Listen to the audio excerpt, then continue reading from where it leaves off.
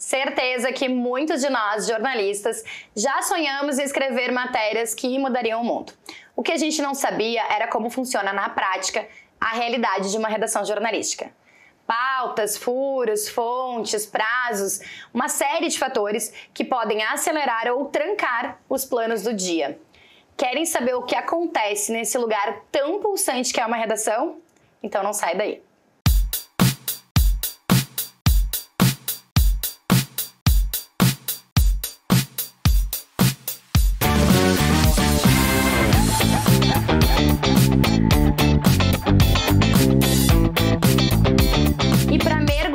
Neste mundo mágico, muitas vezes, e lúdico, que é uma redação jornalística, hoje eu recebo duas pessoas que podem facilmente ser chamadas de ratos de redação, que é o pessoal que conhece muito bem como acontece a rotina desse ambiente. Então, com vocês, eu tenho o Márcio Gomes, que é coordenador do site do Correio do Povo, e o Pedro Moreira, que é gerente de conteúdo no grupo RBS. Sejam muito bem-vindos. Obrigado, Márcio. Obrigado, Márcio. Bom, saibam vocês dois, já que vocês nunca vieram ao Fala Mercado, que neste programa o protagonismo é do mercado. Então eu só tô aqui pra fazer vocês falarem, certo? Claro. Prontos? Vamos lá. Eu quero começar a nossa conversa de hoje olhando de fora pra dentro. Significa que eu queria entender o que vocês acham que as pessoas que são leigas, né, aqueles que não vivem lá dentro da redação, quando elas pensam em redação, como é que vocês acham que elas acham que é lá dentro? Quem começa? Vou começar. Vamos lá.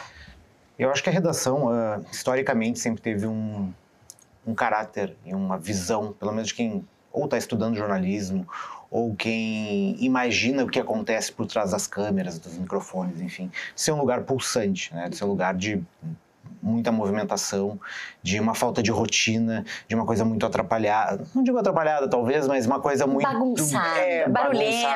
barulhenta, em que é muita gente gritando, até pelo estereótipo que a gente vem dos filmes dos anos 70, história em quadrinhos também que representavam a redação. Então acho que é aquele imaginário que se tem da redação, que é uma redação de, sei lá, uns 30 anos, 40 anos atrás, né? E que hoje é uma redação bem diferente, assim. Mais silenciosa. Ela continua barulhenta em alguns momentos, assim, mas ela é mais organizada. A nossa, pelo menos, é bem barulhenta. E pra ti, Pedro? Eu concordo que tem um estereótipo muito do cinema de como que são as redações, né? Acho que tem uma coisa também de aquela coisa de os repórteres todos, os editores todos juntos e falando juntos ao mesmo tempo, e algumas salinhas com os chefes lá tomando decisões. E acho que isso, seu cafezinho, fumando seu cigarro num cubículo de 2x2. Meio enfumaçado. Assim. E isso mudou muito nos últimos anos, assim, né? Até acho que algumas 2 décadas, um pouco mais atrás, ainda tinha muito disso, assim.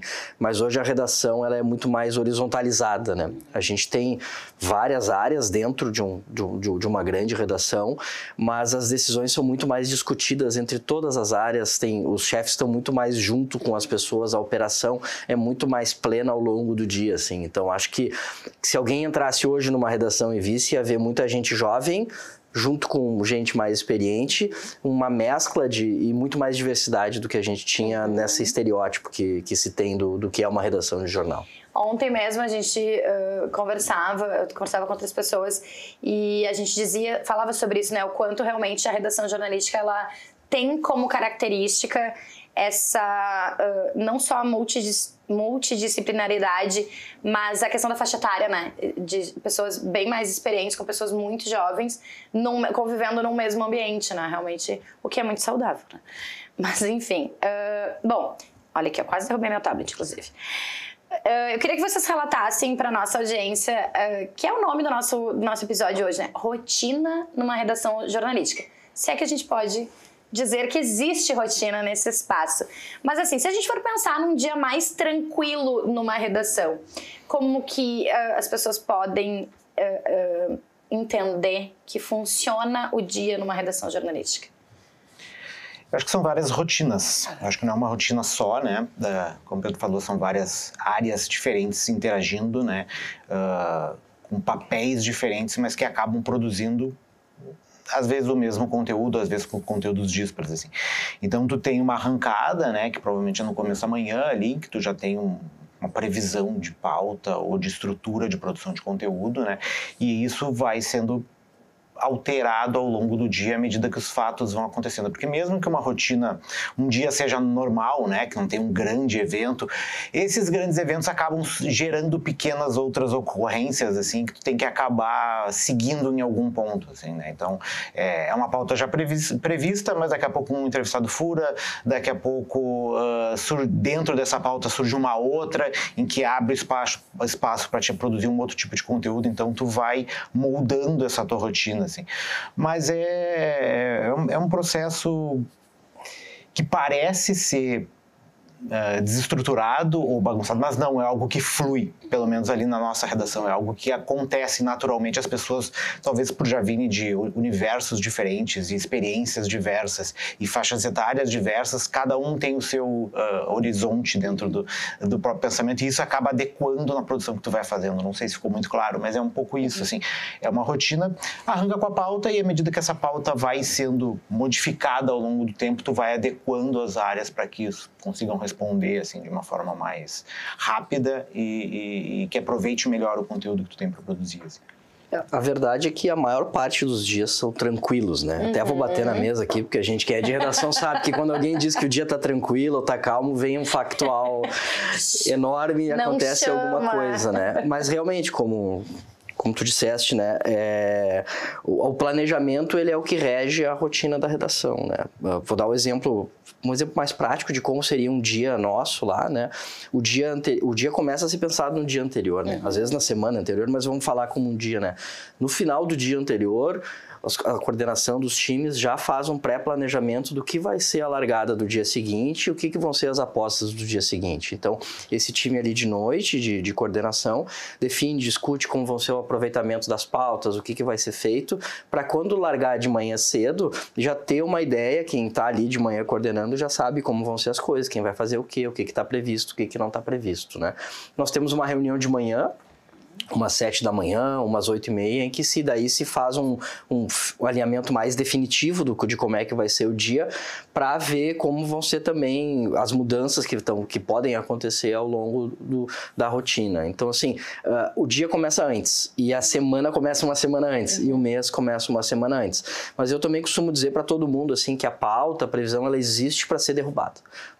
Por mais que a gente faça essa previsão inteira, o bom mesmo é quando chega um repórter e diz: a minha pauta é melhor do que a que o editor, que o chefe de reportagem previu para mim, porque eu tenho uma coisa aqui que é mais quente, que é mais factual. Ou quando acontece um factual, que daí sim, tem toda a mobilização da redação. Então, assim, tem um planejamento, a redação e os veículos só existem com planejamento, porque a gente precisa se organizar para pensar o que vai ser a minha manchete de amanhã, o que vai ser a minha manchete no final de semana, como é que eu vou ocupar todas as caixinhas, e no nosso caso ali de uma redação que atende vários veículos, em rádio, em site e 2 jornais. Então, assim, tudo tem que ser planejado para ocupar esses espaços e garantir que a gente tenha conteúdo entregue em todas essas frentes. Mas o bom mesmo é quando a gente derruba esse planejamento por uma coisa melhor, porque ou é um factual mais forte, ou é um conteúdo que faz mais sentido para o público, né? Se as regras foram feitas para serem quebradas, a pauta foi feita para ser derrubada. Para ser derrubada, sem dúvida nenhuma. E aí tu já tem até um modelo de como tu atua em momentos emergenciais, assim. Então, determinado tipo de pauta, tu já sabe, aconteceu tal coisa, era algo que eu não esperava, mas a partir disso eu sei que eu posso fazer isso e aquilo. Então, tu tem quase um plano de contingência. Exatamente, um planejamento de urgência, exatamente, para acontecer ou não ficar cada um correndo para um lado. Então, tu tem um processo mais ou menos organizado, dentro do possível, né? Organizado dentro do possível para atender essas emergências, né? Tanto deslocamento de equipe, alocação de recursos, questão do tempo, enfim, tudo isso a gente meio que tem que ser organizado. É o chamado plano de voo, né? Acontece uma coisa, claro que tu vai ter que reagir ao factual e entregar o conteúdo, primeiro na rádio, em seguida no digital, e já planejar o que vai ser, mas em algum momento tu vai ter que dar uma parada e pensar, tá, agora eu preciso de 5 minutos para pensar quem vai fazer o quê, para onde é que nós vamos, o que nós vamos fazer e como nós vamos entregar tudo isso. E no caso das realidades de vocês, assim, quem faz essa rotina, né? Quem dá o comando ali? Porque do jeito que vocês trazem, e claro, pra gente que vive são respostas meio óbvias, mas pra tentar ser um pouco didático com a nossa audiência, assim, da onde vem esse planejamento, da onde vem essa pauta que pode ser derrubada a qualquer momento, mas existe, tem o coordenador, o gerente, enfim, mas quem dá essa diretriz dentro de uma redação jornalística? Dando o nosso exemplo, né, e eu acho que isso conversa com o que eu falei ali na tua primeira pergunta do que é uma redação hoje. Historicamente, as coisas foram muito centralizadas no jornalismo, né?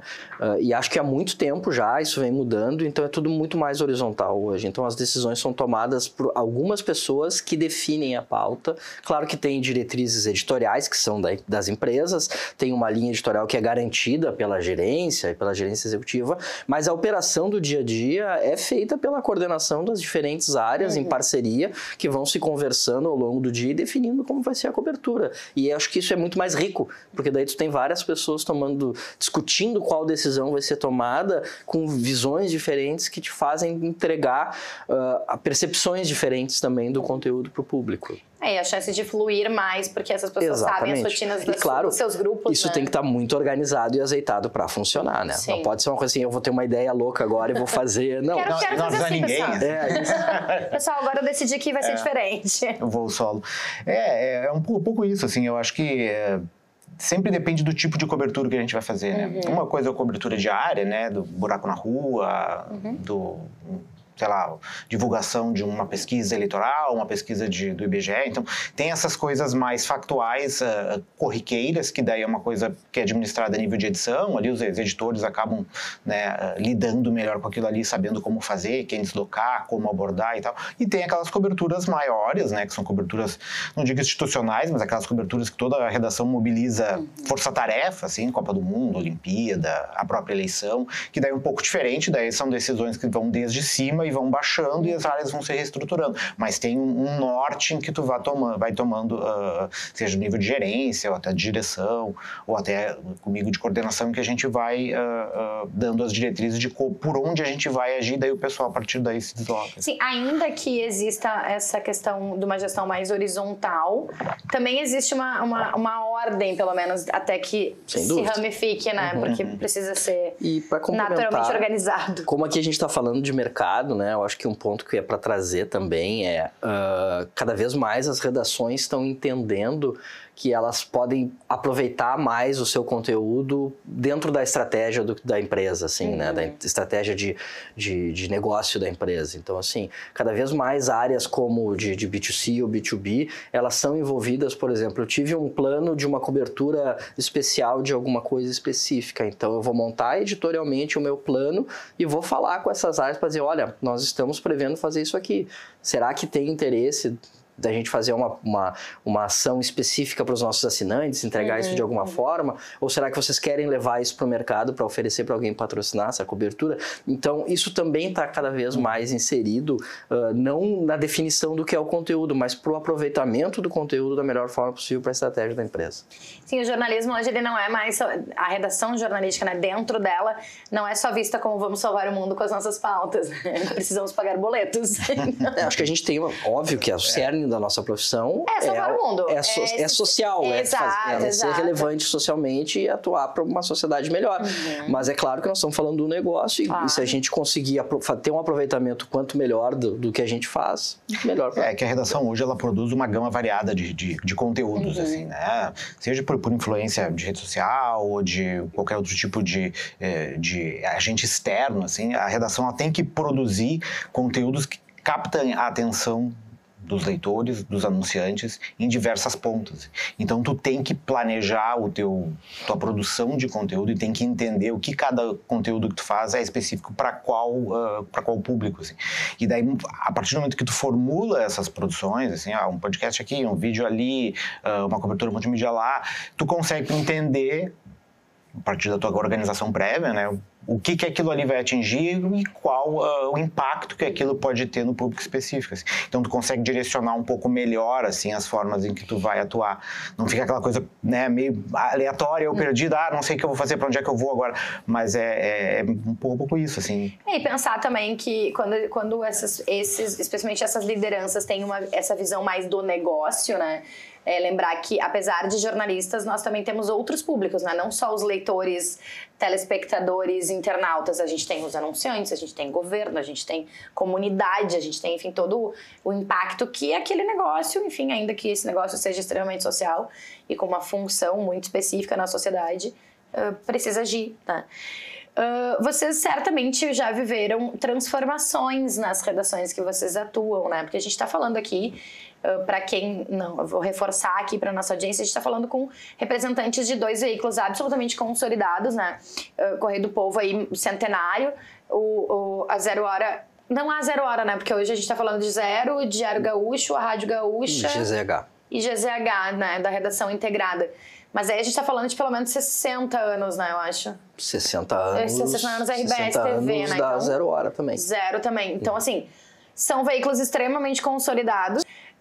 Então a gente está falando de redações super consolidadas, apesar, quando eu falo tradicionais, não é tradicionais de serem antigas, tá? Vamos deixar isso claro. Então, certamente, vocês também já passaram por grandes transformações nessas estruturas de redação. Até quando a gente fala da redação integrada, enfim, eu conheço fisicamente, inclusive, os 2 espaços. Eu lembro de ter visitado o Correio do Povo exatamente no momento que estavam transformando ali, que deixaram mais uma coisa mais ampla, né, mais aberta, enfim. Então, eu queria, assim, o que foi mais marcante para vocês dentro dessas estruturas que mudaram tanto, né? Que não são mais compartimentadas, que são mais horizontais. O que foi mais marcante para vocês se a gente pensar em termos de estrutura de redação? Queres começar? Posso ir? Eu acho que para veículos como os nossos, assim, que são veículos que não são nativos digitais, que teve que passar um processo de adaptação, né, especialmente o surgimento da internet lá no final dos anos 90, assim, eu acho que esse momento de entendimento de boa parte da redação, da necessidade de tu atender esses públicos diversos, de tu entrar no mundo digital e conseguir fazer a integração, a passagem do impresso para o digital. Assim. Eu acho que esse foi o momento mais difícil e que, para mim, sou uma pessoa que viveu praticamente o digital quase toda a minha carreira, foi o momento de mais dificuldade, assim, de tu conseguir fazer as pessoas entenderem a necessidade, a importância e a velocidade com que as coisas deveriam acontecer, assim. Então, acho que esse processo de integração, de entendimento de que o jornalismo mudou e que o jornalismo continuamente vai mudar e que a gente continuamente vai ter que continuar se atualizando e entendendo não só o mercado, mas como as nossas próprias ferramentas e como a gente se insere dentro dessa realidade, seja ela social, política, econômica, de tecnologia, enfim, a maneira como a gente tem que integrar dentro desse processo e como isso foi feito ao longo dos anos, até o momento que caiu a ficha de estar agora, a gente tem que virar a chave. Eu acho que esse foi o momento... não sei se eu consigo apontar, assim, na linha temporal, o recorte, mas isso foi algo gradual que foi acontecendo, pelo menos ali no Correio do Povo, nas outras redações que eu trabalhei também, em algum momento, em que tu vai notando em que as pessoas vão percebendo o valor naquilo e alterando a forma de trabalhar. Porque existem dores, né? E essas dores, especialmente quando a gente fala de uma redação diversa, são dores específicas, são dores pontuais, até que coisa flua. Rotinas e zonas de conforto, né? Dificilmente, é difícil de tu conseguir adequar a tua rotina. Eu fiz isso há 200 anos, a vida toda. Por que agora eu tenho que mudar? A gente tem que sempre mudar, né? Se a gente for se acomodar, ainda mais agora com a velocidade que as coisas vão chegando, inteligência artificial, enfim, tipo, não tem como, tu tem que estar em constante aprimoramento, assim, da redação e como profissional. Eu tô desde 2007 na redação da Zero Hora. E ao longo desse tempo, assim, eu vejo 2 tipos de mudança. E aí, concordando 100%. Uma mudança é a orgânica, que é a mudança que vai acontecendo inevitavelmente na rotina, no dia a dia, nas funções que as pessoas têm, no que elas precisam fazer, coisas que se deixa de fazer, porque muda o enfoque, muda o negócio, muda o sentido das coisas. E as mudanças estruturais que vão acontecendo, assim. Eu acho que eu peguei 4 grandes mudanças de estrutura dentro da redação, de mudar posições e funções para atender o que era necessário para a estratégia do negócio, né? Eu costumo dizer que eu entrei em 2007 como assistente de redação, auxiliar de redação, e eu entregava contra-cheque impresso nas mesas pros jornalistas, né? E eu era estudante. Se eu olho hoje, essa é uma função que não faz nenhum sentido, óbvio, mas todos os estudantes hoje dentro da redação, eles fazem funções de apoio de jornalismo mesmo, assim, não tem ninguém fazendo qualquer coisa parecida com serviço de office boy, por exemplo, né? Então isso é uma grande mudança. Hoje a redação está muito voltada para funções específicas do jornalismo, assim, sem nada muito acessório, né? E todas essas mudanças daí estruturais que eu vi ao longo do tempo, todas foram, sem nenhuma dúvida, para tentar adaptar as entregas do digital, que vem crescendo desde então, junto com a necessidade de manter a entrega qualificada dos outros veículos. Então, assim, a gente foi fazendo mudanças, criando, qualificando e ampliando a entrega digital, ao mesmo tempo em que tem uma preocupação grande de manter a qualidade do negócio print, tem uma super preocupação em manter a liderança, tanto no print quanto a liderança de rádio, depois que nós juntamos as redações. Então, o grande desafio sempre foi equilibrar como a gente olha para o digital, esse negócio que foi crescendo ao longo desses tempos, até a gente seguir entregando com qualidade, garantindo a perenidade do nosso negócio nas mídias legado, né, de rádio e impresso. E falando em aniversários, né, ano passado, 0 Hora do aniversário de 60 anos, fez uma grande mudança tanto no impresso, quanto no digital, né? Fizemos toda uma reformulação do impresso pela relevância do veículo e uma grande mudança na estrutura digital, uma mudança de estrutura da redação para atender a esses públicos. Então, acho que essa grande mudança que a gente fez ao longo do ano passado e concluiu em dezembro, que culminou em mudar também a redação estruturalmente dentro para conseguir responder a essas demandas que vêm. Atingir todos os tipos de público do digital e seguir entregando conteúdo de qualidade em todas as frentes. Isso vai continuar acontecendo, né? Vai acontecer. Essa foi uma mudança, foi apenas a última que aconteceu. A última, exato. Bom, antes da gente continuar o programa, quero lembrar a nossa audiência que este é um episódio de oferecimento da Claro. Claro Multi tá na sua, dentro e fora de casa, em qualquer lugar, por apenas R$ 159,90 por mês. Aproveite. Outra curiosidade que eu quero trazer para a mesa eu acho que é uma curiosidade, inclusive, muito frequente em estudantes, né? Eu tinha essa curiosidade, inclusive, quando eu era estudante, que assim, qual foi o momento, para vocês, muito marcante dentro de uma redação jornalística que vocês viram a coisa acontecer e pensaram, eu tô numa redação, isso é o que eu quero fazer para minha vida? Assim, de olhar e dizer, tá, é isso, é assim que a coisa funciona mesmo. Recorda alguma coisa? Recordo. Sou mais antigo, né? Um pouco mais experiente. Um pouco mais experiente. Para mim, sem dúvida, foi o 2001. O ataque nas Torres Gêmeas, assim. Que era um momento que eu recém tinha entrado dentro de uma redação, né? Tava recém começando, né? Ali como redator, assim, né?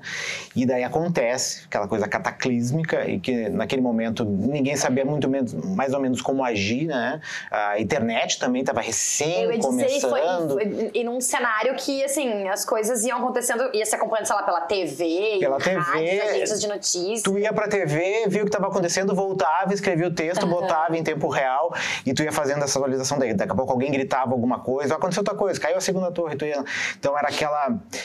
tu sentia a tragédia, mas a forma como tu tinha para descrever aquilo ali, ele não tinha os mesmos recursos, pelo menos na internet, que a gente tem hoje, assim.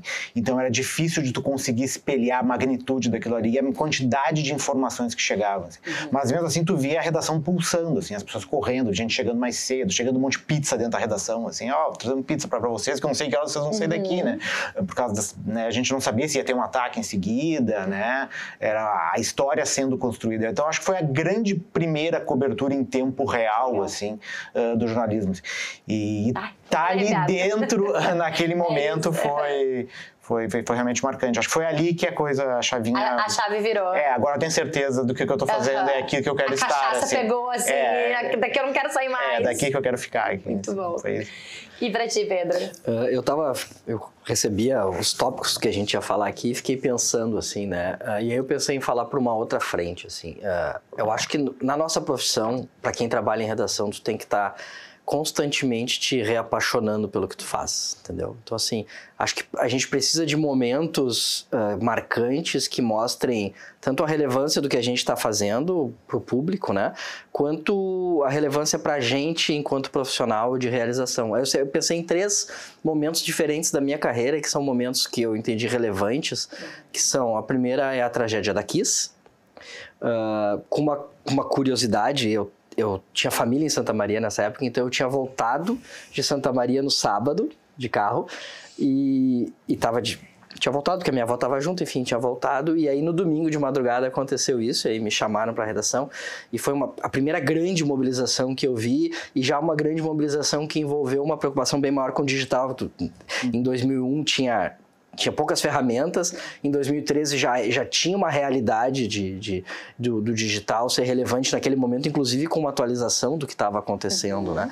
Então foi muito marcante para mim aquilo, pelo envolvimento de todos, pelo tamanho da tragédia, e por ver a redação, como tu disseste, pulsando, né?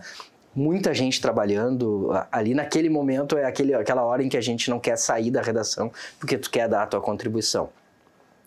Um segundo momento, acho que foi na pandemia. Eu ali naquele momento na Kiss, como um editor, já na pandemia, numa posição de coordenação de equipe, então a gente teve que mobilizar todos os nossos times para ir voltar para casa, então isso envolveu lidar muito com as pessoas, com que os jornalistas que estavam levando informação de qualidade, e naquele momento era mais importante ainda levar informação de qualidade, levar todas as pessoas para casa e criar um novo modelo de trabalho para todo mundo, para a gente conseguir entregar conteúdo bom e relevante para o público. E o terceiro, eu colocaria agora as enchentes, também por um impacto do tamanho da relevância que a gente está, por a gente ter conseguido criar novas formas de chegar nas pessoas, no streaming, com conteúdos mais imediatos para todo mundo, de novo com um impacto social imenso nas pessoas e também na gente, que teve que mudar de redação. Nós saímos da redação da Érico para a RBS TV, então, enfim, acho que foram momentos marcantes e, de novo, com essa ótica de que a gente tem que ter momentos na carreira da gente em que a gente se reaproxima do que a gente quer, do que a gente acredita, assim, eu acho que isso é importante. E só para complementar a questão da enchente, né, além da questão da rotina do trabalho... Vocês mais ainda impactados, né? Sim, imagina centro histórico, né? A gente... Foram quantos dias fora da redação? Foi bastante, né? Eu lembro que a gente acompanhou vocês. Foi bastante tempo. A gente chegou na sexta-feira, se não me engano, numa sexta. Numa sexta que as águas chegaram no centro, que a água, né, no dia 3 de maio. 3 de maio, que as águas começaram a chegar ali no centro, assim, tu ia pra sacada do jornal ali, tu olhava e tu vinha água, e daí tu achava, não, a água não vai chegar até aqui, vai chegar ali até 7 de setembro no máximo e vai parar. E não foi, daí, tipo, eu saí mais cedo, saí por volta do meio-dia, 1h de lá, da redação, porque tinha que continuar atualizando, a gente não sabia se daqui a pouco não ia faltar luz e a gente não ia conseguir atualizar o site ali da própria redação, né? Eu voltei para casa, o pessoal ficou, tem gente que saiu de lá com a água já batendo nas portas do prédio, né? E daí depois a gente trabalhando, todo mundo fora do prédio, sem saber quando vai voltar, sem a mínima noção. E também adequando o trabalho com a rotina das pessoas, porque eles começavam a trabalhar com alguém e esse cara tinha que sair de casa porque a água chegou na casa dele e tinha que ir para outro lugar. Então, tinha que pegar alguém, o fulano não pode, tu pode entrar aqui. Então, tu tinha que gerenciar também a rotina da redação com impacto na vida das pessoas que estavam trabalhando. Tinha gente que estava preso na estrada porque estava indo para Vale dos Sinos. Então, era extremamente estafante, assim, porque além da questão profissional, tinha a questão pessoal das pessoas ali. Eu lembro que tinha um momento que tinha uma cobertura nossa, tinha alguém na rua ali fazendo as pautas e os caras disseram que o ligar a luz de determinada rua ali, ou determinada região, não lembro se era o Menino Deus, e daí eu ligar, peraí, o cara vai ligar ali o cara dentro da água, eu vou tirar o cara dali, né? Então eu tenho que ligar pro cara e dizer, ó, sai daí que eles vão ligar a luz, porque daqui a pouco pode ter uma descarga elétrica, alguma coisa. Então tinha toda essa preocupação com o bem-estar das pessoas que estavam envolvidas na cobertura, o nosso bem-estar, porque pessoalmente a gente também é afetado, né? Tu não sabe como é que tu vai lidar com tudo aquilo, tu tem que balancear a tua vida pessoal também com a questão profissional ali. E depois a questão institucional, que é do jornal sobreviver àquele momento que foi extremamente, que a gente nunca imaginou, assim, passar, né? Foi a segunda vez em pouco tempo que a gente teve que passar muito tempo fora da redação, né? Tu teve a pandemia que tu citaste ali, e daí depois a enchente. Então foram 2 momentos de adequações da nossa redação de fora e depois trazer o pessoal para dentro de novo, assim. E a gente ainda passa por ele, a gente ainda está se adequando lá. Isso é uma coisa nova, né?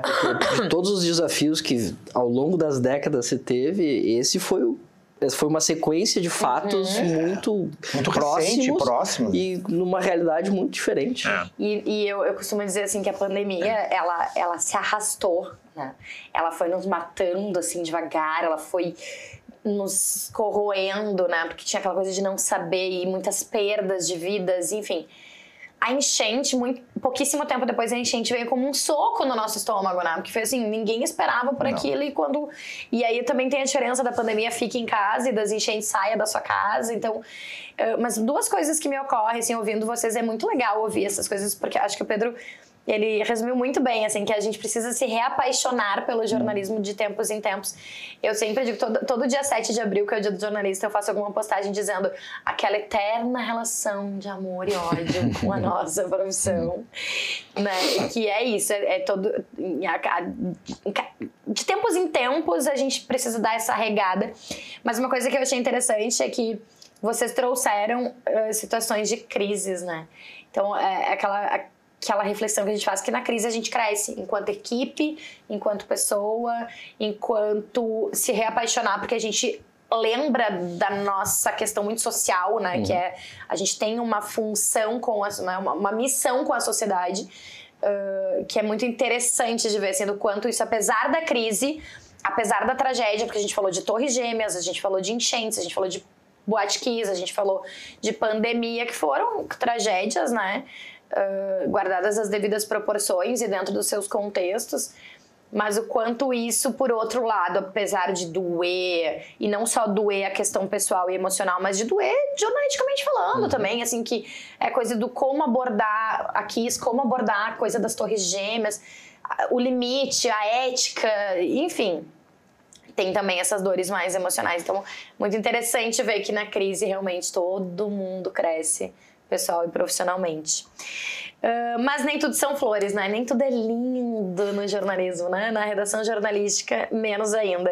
Então eu queria ouvir um pouco de vocês sobre o que não pode ter numa redação, né? O que é, vamos pensar assim, é proibido, não pode ter numa redação. Eu também pensei sobre essa pergunta e resumiria com desrespeito. Eu acho que assim, como o mercado de trabalho, ele mudou muito, né, nos últimos anos, vem mudando, e dentro das empresas de comunicação não poderia ser diferente. Então acho que hoje nós temos um ambiente muito mais saudável do que tínhamos há 5, muito mais do que tínhamos há 10, muito mais do que tínhamos há 15, imagino que muito mais do que tinha. Então eu acho que o ponto principal é o respeito entre as pessoas, o respeito à diversidade, a forma de pensar, a pluralidade de ideias. Eu acho que esse é o principal ponto. O que não pode existir dentro de uma redação é desrespeito entre as pessoas. Legal. Eu acho isso importante, assim, eu queria acrescentar, o jornalismo atualmente, assim, é uma profissão constantemente combatida, assim, né? A gente sofre, seja ataques por causa da questão de desinformação, seja a ameaça da inteligência artificial, quanto isso vai chegar, como isso vai ocupar o nosso espaço. Ameaça ou oportunidade ou também. Oportunidade, mas eu estou falando mais pelo viés, quando as pessoas enxergam de forma negativa, assim, e tem aquele receio, tá, mas eu vou fazer isso aqui com inteligência artificial, daqui a pouco eu vou sair e vai ficar inteligência artificial, né? Vai roubar o meu lugar. Então, eu acho que é importante, eu não digo não ter, mas o que é importante ter, assim, as pessoas têm que acreditar no valor daquilo que elas estão fazendo, assim. como jornalista. Não pode ter o não acreditar. É o não acreditar, exatamente. Tu tem que ver o que tu tá fazendo e saber que aquilo ali importa, assim. Importa para ti, importa para a pessoa que está ali fora te vendo, te lendo, te ouvindo, e importa para a empresa em que tu está trabalhando, assim. Tipo, o teu trabalho, ele é relevante, mesmo que seja uma matéria menor, não, ou uma matéria maior, que ganhe prêmios, enfim, ele é um trabalho que ele vai no grande escopo das coisas, ele vai construindo caminhos, assim, em que a gente vai chegar em outro lugar, assim. E eu acho que nesse momento em que a gente passa por tantos perrengues e que a profissão é tão desacreditada em alguns momentos, assim, eu acho que é importante a gente parar, pensar e nós como profissionais, assim, ver o quanto somos relevantes e importantes e o quanto a gente tem que continuar apostando no nosso trabalho, porque é apenas dessa forma, assim, que a gente vai conseguir construir e fazer frente a todas essas desconfianças. Assim.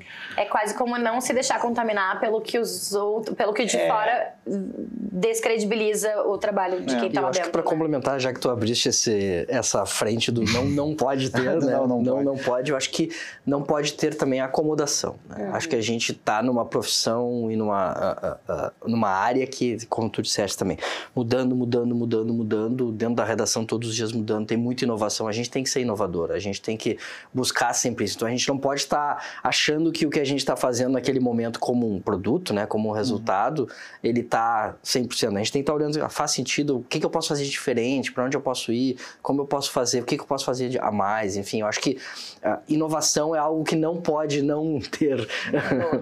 A postura da inovação, a postura de inovação. Comportamento de inovação. Muito bom. Gente, pra gente finalizar, se encaminhar pro final, na verdade,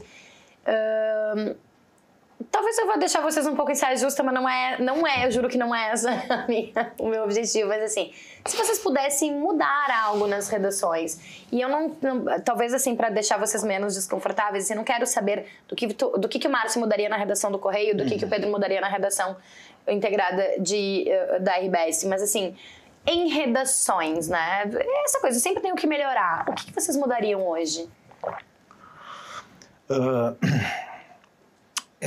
Eu posso passar de vez de ser redação para jornalismo? Pode, ficar um pouquinho mais fica amplo super processo, à vontade, assim. Vamos lá. Que é o seguinte, eu acho que o jornalismo sempre enfrentou de uma forma muito equivocada grandes desafios que apareceram ao longo dos anos. Seja a questão da internet, questão das redes sociais, a gente perdeu muito espaço como produto, como mercado, em virtude da forma como a gente identificou essas oportunidades e de como a gente aproveitou essas oportunidades. Eu acho que a inteligência artificial é outra que está chegando e que vai, de novo, nos impor uma séria gama de perguntas. Assim.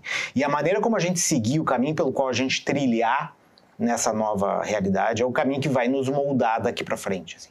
Então, a gente tem que pegar para o jornalismo essas ferramentas e todos esses conceitos novos que estão surgindo e adaptar o nosso... agora não fugiu a palavra, mas ao nosso produto, a nossa forma de atuar, a maneira como a gente quer fazer. Se a gente não fizer isso, outros vão fazer pela gente, assim.